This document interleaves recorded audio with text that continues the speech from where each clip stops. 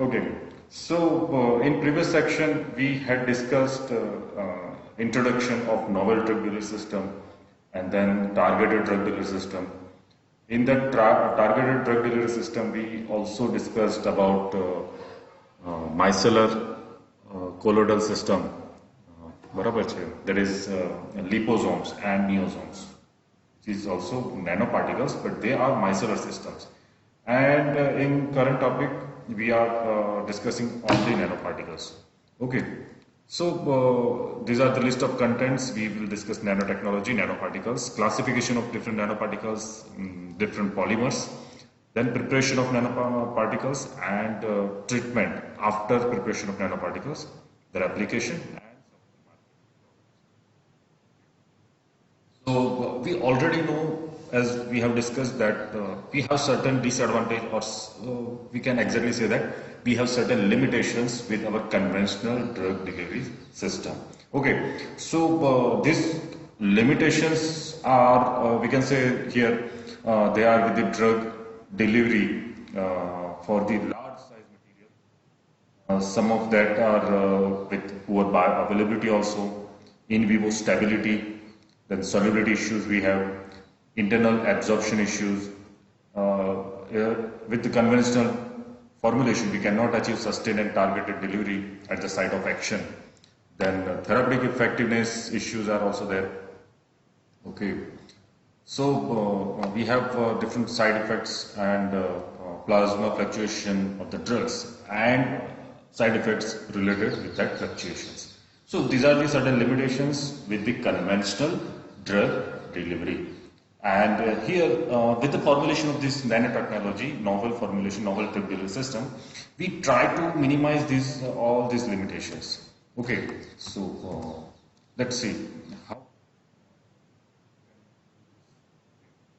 nanotechnology focus on formulating therapeutic agents in biocompatible nanocomposite. And these nanocomposites can be nanoparticles, nanocapsules. Nanoparticles are solid colloidal particles consisting of macromolecular substances that vary in size from 10 nanometer to 100 nanometer. In literature, you will also find this size ranges from 10 nanometer to 1000 nanometer. Okay, so the drug of interest is dissolved, entrapped, absorbed, attached, or encapsulated in this nanoparticle matrix. Okay. So they vary in the size ranging from 10 nanometer to 100 nanometer. Okay, the drug of interest that can be dissolved, entrapped. These are the various ways how we, drug will be carried out with this nanoparticle. It may be dissolved in that, entrapped, absorbed, attached, encapsulated, okay, with the matrix of nanoparticle polymer. So basically two types of nanoparticles are there, and another is nanocapsule. Okay, so in nanosphere we have a matrix type of structure in which drug is dispersed, while in nanocapsule, drug are there in the core of a membrane structure. Okay, this is how drugs are entrapped. Okay, so here it is a polymer matrix in a nanosphere, while here in nanocapsule, the drug are at the core center and a membrane of polymer surrounding it. Okay, so that is the capsule, how ordinary capsule looks like. Okay, we have a shell and drug is inside that shell. So that is capsule structure, and here completely matrix. Okay, and micellar structure, if we compare it with the micellar structure, this is completely different. This is not a micellar structure. You know, the micelle, critical micellar concentration, પછી એક micellar structure નું creation. Here there is no issue with that kind of things. And here also we are using some surfactant or surface active agents, but not to form micellars. Okay, here the main agent is a polymers forms these nanoparticles. Okay, so both are nanostructure, but in micelles we are using some surface active agents or amplifiers, phospholipids, okay, lipids, and here only polymers. This system in general can be used to provide drug delivery, improve oral bioavailability, sustain drug effect in a target tissue, solubilize drug for intravesicular,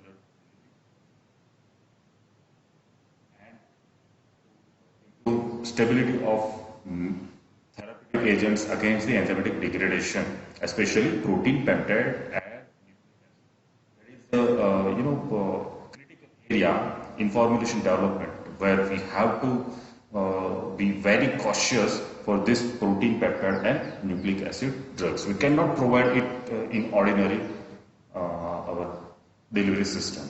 Okay, so nanoparticle has that advantage. So basically we can say these are the polymeric nanoparticles, and polymeric nanoparticles are again we can redefine if in your examination also sometimes it can be asked write a note on polymeric nanoparticles. So there is actually no difference between nanoparticles and polymeric nanoparticles, but you can write it like this. Polymeric nanoparticles, we can define like this. They are submicron sized polymeric colloidal particle with therapeutic agent of interest encapsulated within their polymeric matrix. They may be absorbed or conjugated into the surface. And these polymeric nanoparticles are based, material have gained much deliberation due to the advancement in polymeric science. There are n number of different polymers are being developed day by day. So using those polymers, we can develop, more stable, more target drug delivery to the target site, and with more advantageous formulation. Okay. Advantages: particle size and surface characteristics of these nanoparticles can be easily manipulated with the different polymers, and we can achieve both passive and active drug targeting. Okay. After parenteral administration, they can control and sustain release. So what are the limitations of conventional drug delivery system? We can overcome those limitations with these nanoparticles, and we can increase the drug therapeutic efficacy and reduction in side effect with this formulation. Controlled release and particle degradation characteristics can be easily modulated by the choice of matrix also. Okay.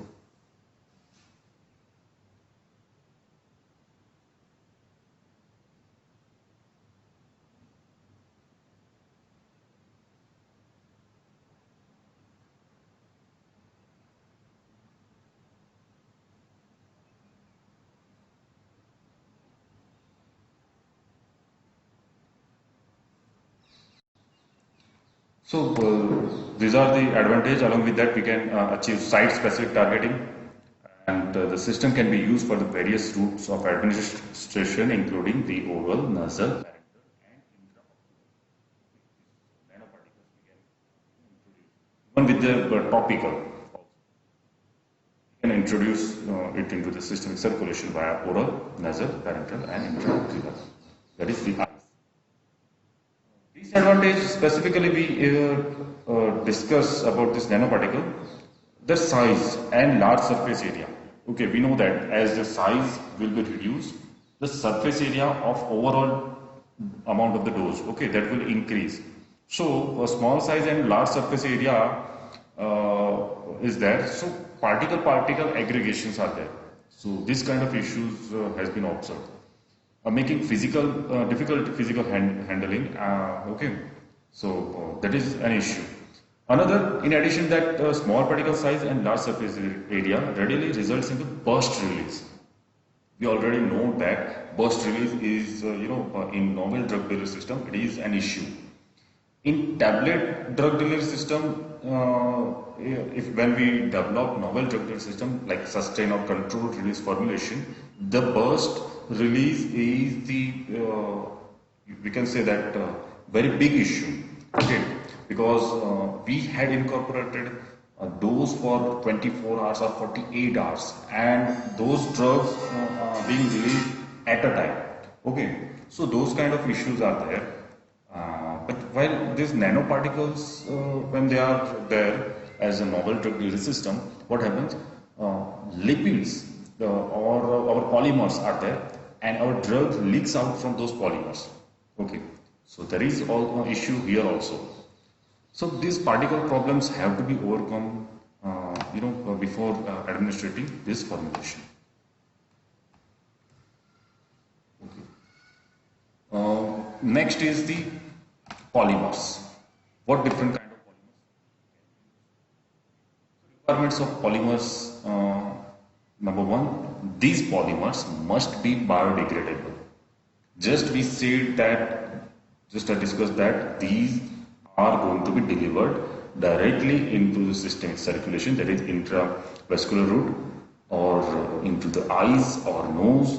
Okay, so what is the basic requirement? It should be biodegradable at the site of administration. Okay, our site of administration is directly to the systemic circulation via IV route. Okay, so in systemic circulation, it should be, it must be biodegradable. It should get degraded in that area.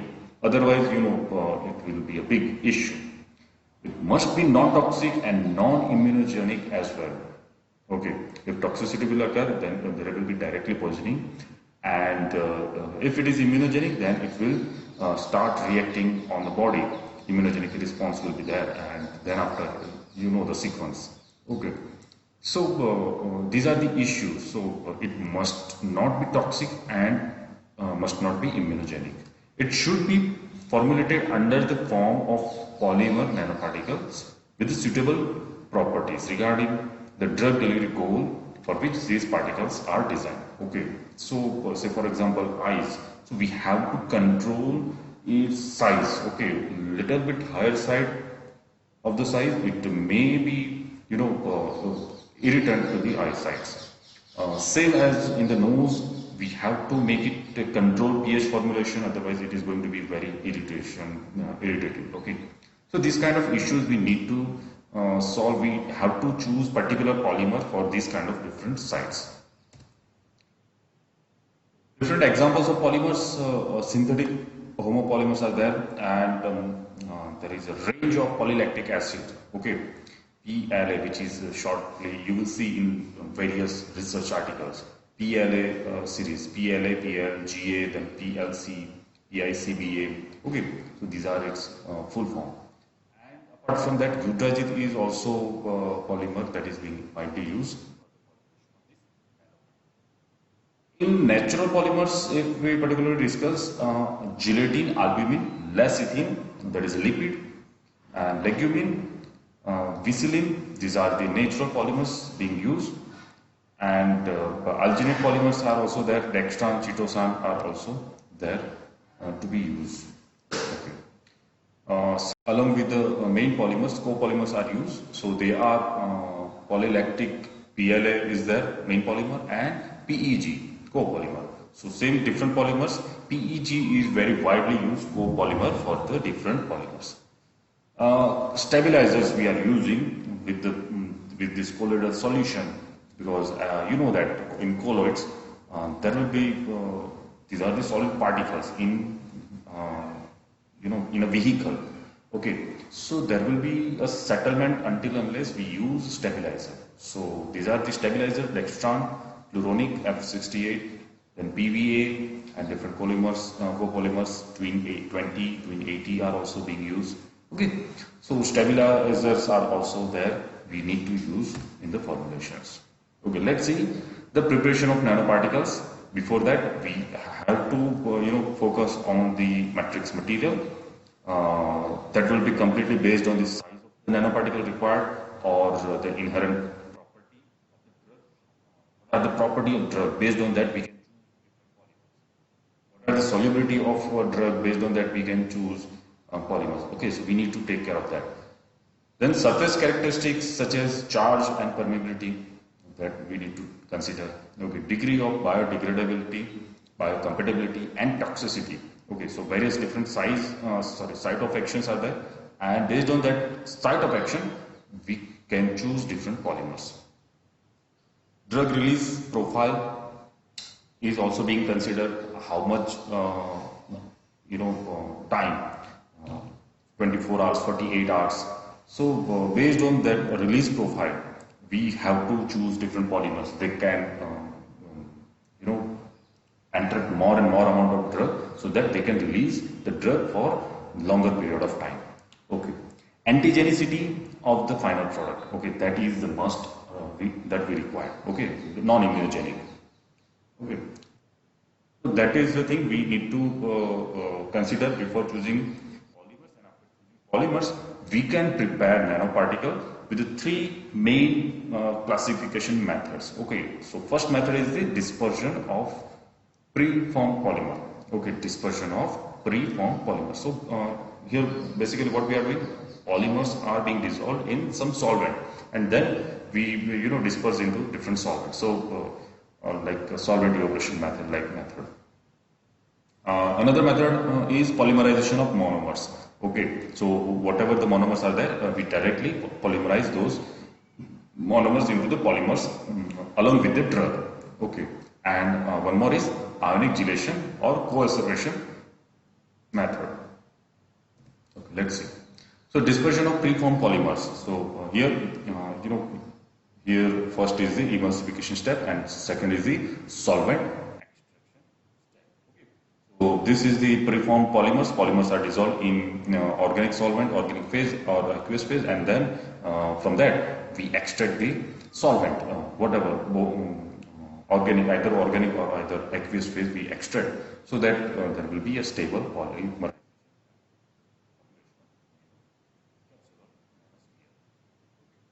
That is the basic principle here in the method. First method is solvent evaporation or extraction. So we have already studied this solvent evaporation technique, I guess. Okay, what we are doing here, water plus the organic phase and lipophilic surfactants.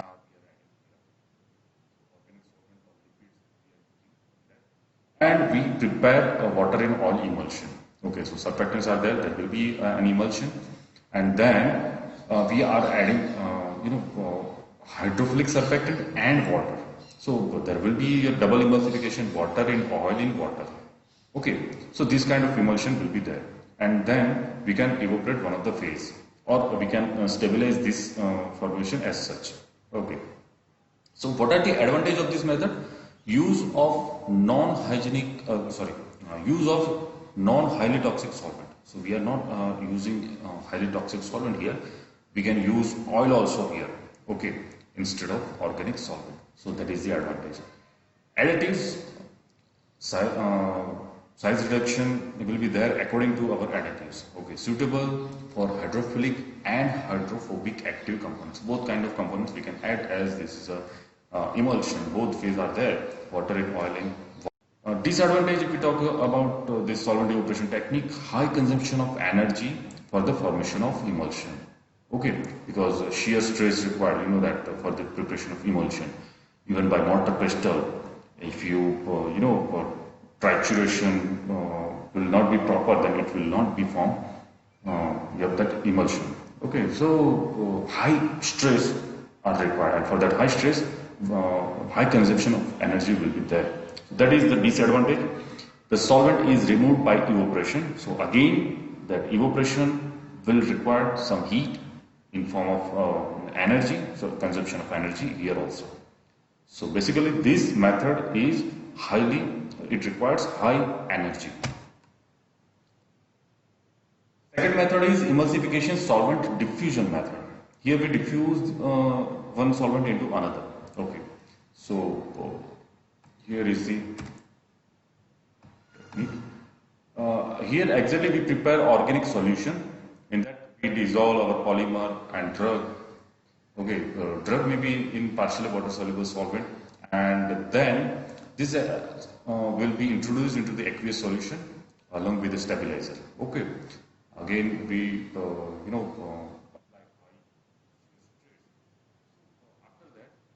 again eliminate the water from that part. Okay, so there will be diffusion like method. In previous method and this method, there is only difference that in previous method we are using oil or organic solvent, or here and here we are using only organic solvent. Okay, organic solution. So after preparation of this organic solution, uh, when we diffuse that organic solution into the water, what will be there? The organic solution which is polar in nature, that will be diffused into the water which is also polar in nature. Okay, so like will be there, they will be friends, and they will separate out our lipid or polymer with the drug. Okay, and there will be formation of small nanoparticles. Drugs and polymers, usually PLA, PLGA, PCl, Eutragit, are dissolved in a water soluble solvent, and then commonly used solvents, organic solvents, are propylene carbonate, benzyl alcohol, ethyl acetate.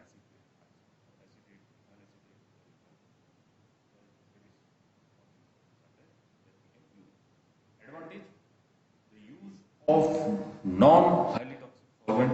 We can use, of course, non-highly toxic. All solvent must be non-toxic.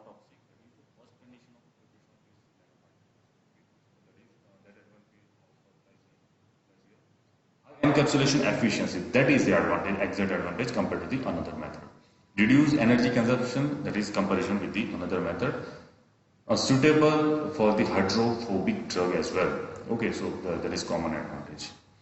Disadvantages: use of large amount of water, that may be a disadvantage. Long time for the aggregation, it requires some time for the aggregation.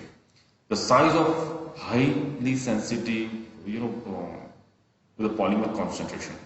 Depending on the polymer selection, we will have different size.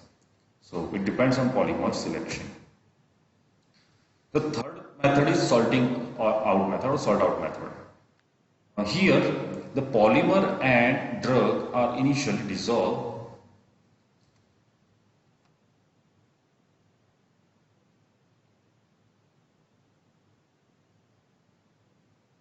Here, the polymer and drug are initially dissolved in a solvent, subsequently emulsified into aqueous gel containing salting out agent. Okay, so that is the basic difference here. Again, we are doing the same things here, one organic phase and introducing that organic phase into the water, but the only difference is salting out agent are added into the water. Okay, so this oil and water emulsion is diluted with a sufficient volume of aqueous solution to enhance the diffusion of our organic phase, that is the acetone, into the aqueous phase, thus inducing the formation of nanospheres. Okay, so polymer solution, and it is introduced here to the excess amount of water, and then cross flow filtration will be there for the recovery of our nanoparticles.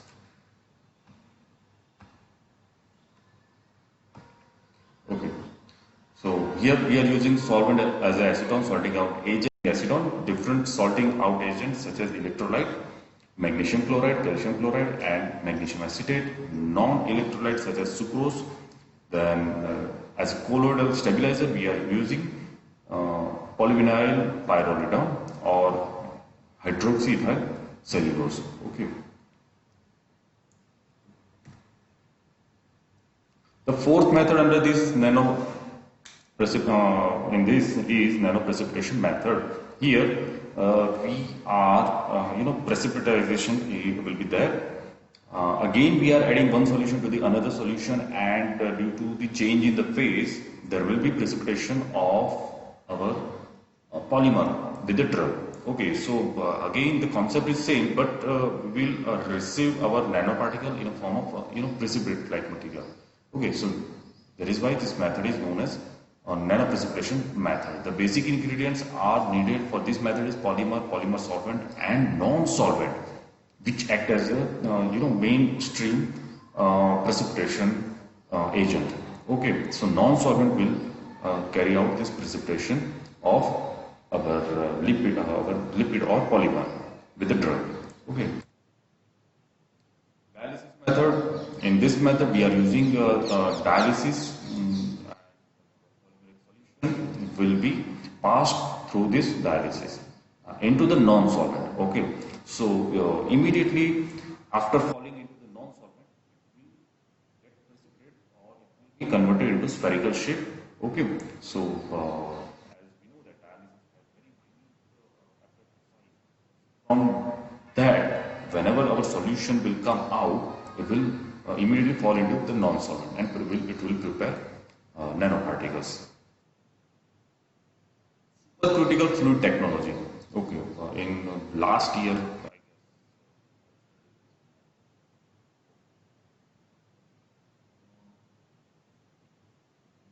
design, I guess, otherwise.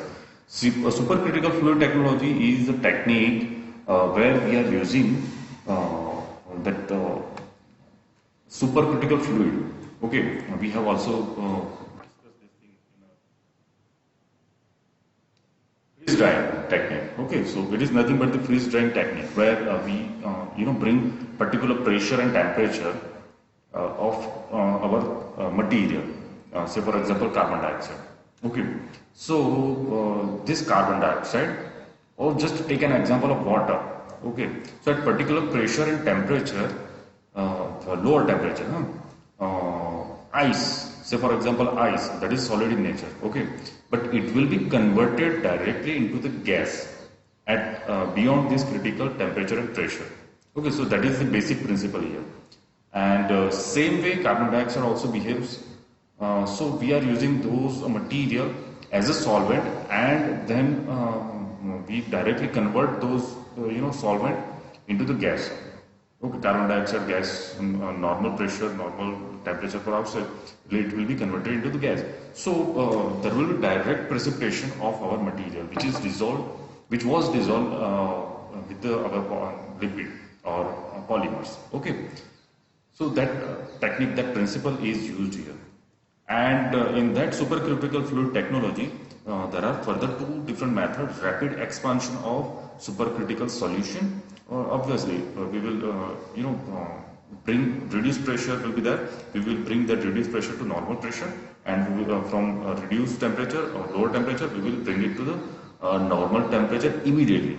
So that is called as rapid expansion of supercritical solution, in which our lipid, polymers, and drugs are there. Okay, so there will be formation of small size particles. We can spray it, okay. So that is also a technique to bring it to normal temperature and normal pressure. So as soon as we will spray it, it will come to the normal temperature and pressure, and it will throw small size nanoparticles. Another technique in this is rapid expansion of supercritical solution into liquid system. One will be there in the air system. Another, we can do it into the liquid system, which may be non-solvent. Okay, so automatically, I think you will be on a last technique, Joey. It is similar to that technique. So it will be converted into the nanoparticles here also. So here is what rapid expansion of critical solution. The solute is dissolved into the supercritical CO2, that is a fluid in nature. Supercritical CO2 is a fluid. Okay, and this solution is atomized through the nozzle into the collection chamber and when expanded, CO2 immediately evaporates and solute precipitates as a co-precipitates of the drug embedded in the polymer matrix will be there with us. Okay, so very simple technique, but requires too much technological things. Okay, and the pressurized system is this. So we need to be very careful here in this system. Otherwise, else this is an excellent method used for the preparation of nanoparticle at high scale. Okay, so that is why it is very much important. We can prepare nanoparticles it is like solvent evaporation technique at lab scale, but it is very difficult to prepare on industrial scale because we require too much of this water and too much of organic solvent, which is very costly and non-environmental healthy. Okay, so there is an issue with the environment also. But here with this technique, we can prepare, continuously we can prepare nanoparticles with this technique. Okay, so for industrial aspects, this is very important technique. And another, as I told you, rapid expansion of supercritical solution into solvent system. So same technique is there, but we will introduce or we will release our CO2 solution of polymer and drug into the liquid, so that we will have polymers. Sometimes when air is not suitable, we can use this technique. Okay, we have to use this technique. filtration and purification. Spray drying, very ordinary technique. Prepare a solution with using spray nozzle, spray it, apply a little bit temperature so that the water will be freeze drying. Okay, so just I said give you an example. So in freeze drying, we will make it CO2. CO2 in last technique. Here CO2 we are going to expand it from liquid to gas. Okay. But in freeze drying, we will convert it from solid to the gas. Okay, we can use water here or whatever water is available. We can directly evaporate it to the gas phase. Okay, so we will have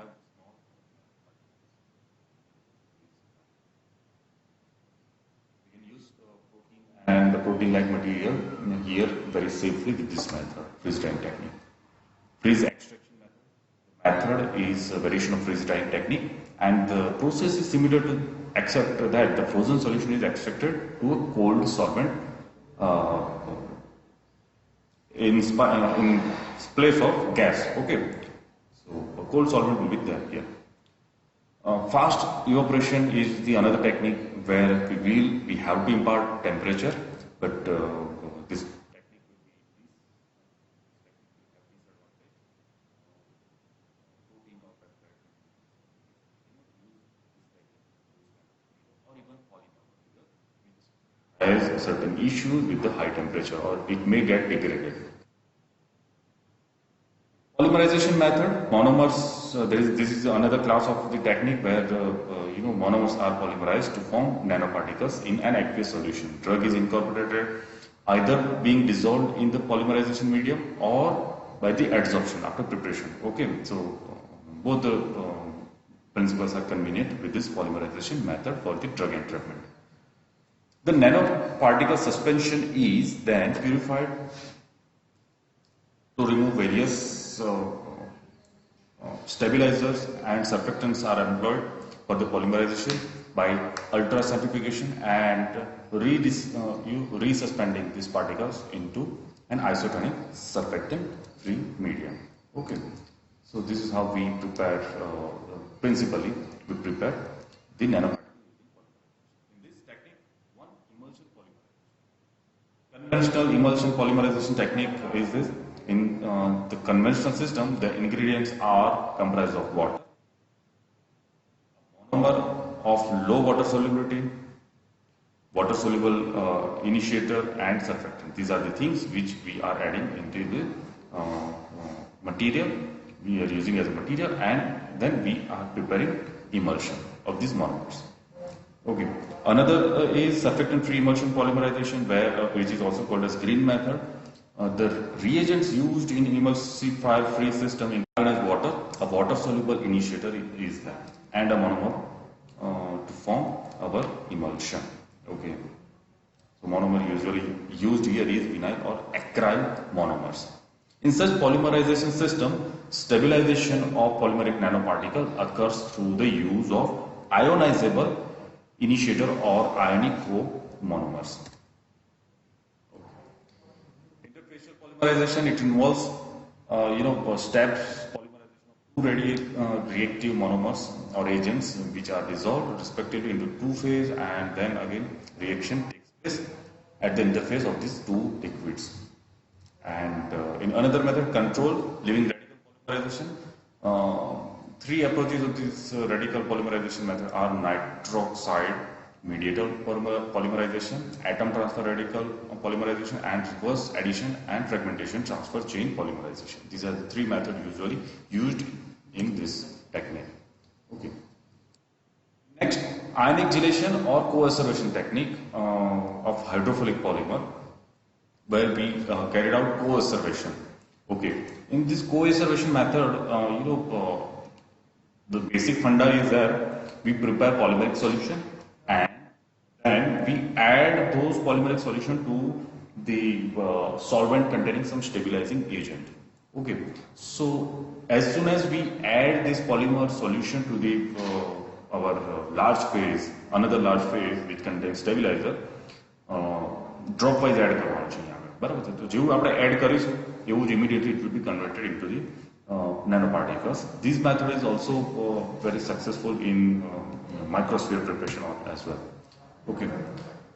So different treatments after preparation of nanoparticles. What are the different treatments are required? Number one, purification. That maybe we can carry out with the evaporation, certification, filtration, and drying. We need to carry out sterilization as we are going to introduce directly into the eyes, nose, or systemic circulation via intravenous route.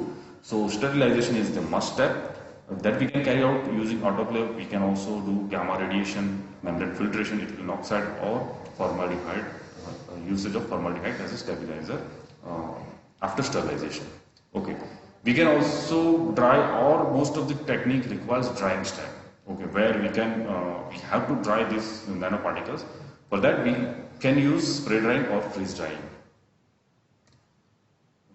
So at last application part, we can use these nanoparticles successfully in cancer therapy, intracellular target, targeting, prolonged systemic circulation, vaccine adjuvant, ocular delivery, DNA delivery, then oligonucleotide delivery. These are the very difficult and impossible when these nanoparticles were not there. Okay, nanoparticle for oral delivery for peptide and protein, that was also not possible in oral drug delivery system. These are the usual questions being asked with this particular nanotechnology. Define nanotechnology.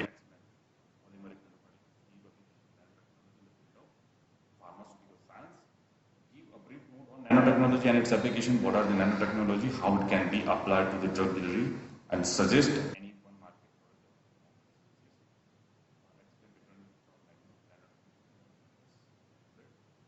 product. In detail different method for the preparation of polymeric nanoparticle system. Okay, so this is it for this nanoparticle.